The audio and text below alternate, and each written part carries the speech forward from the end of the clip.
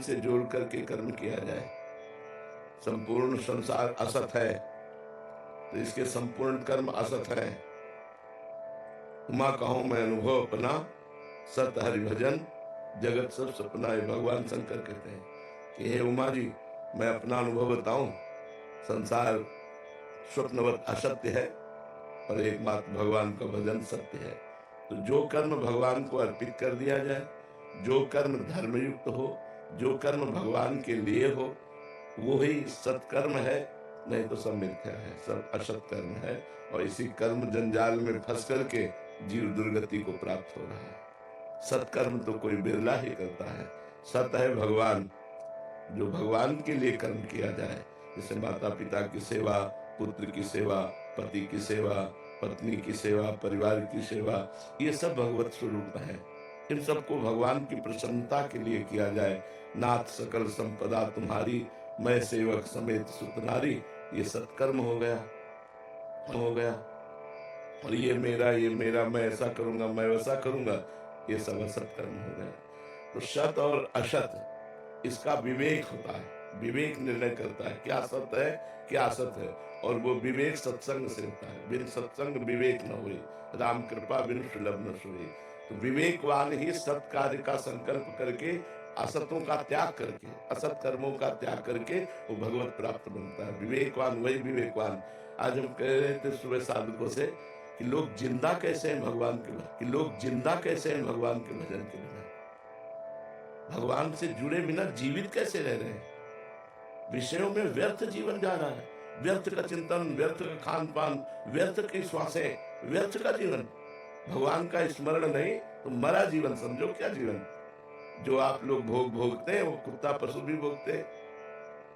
निद्रा, भय, आहार, मैथुन, इच्छा संपूर्ण सृष्टि में है। हर जीव सोता है, हर जीव खाता है, हर जीव बच्चे पैदा करता है, हर जीव भयभीत है।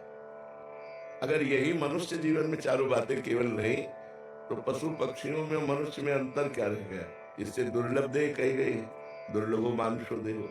तो इसकी दुर्लभता क्या है, भगवान से जुड़ना, गंदे कार्यों का त्याग करके धर्म पूर्वक विषयों का सेवन करते हुए भगवान को प्राप्त कर लेना। जो मनुष्य शरीर प्राप्त करके अध्यात्म को जागृत नहीं करता, भगवान को प्राप्त नहीं करता, भगवान का भजन नहीं करता, वो जीवित मृतक के समान है।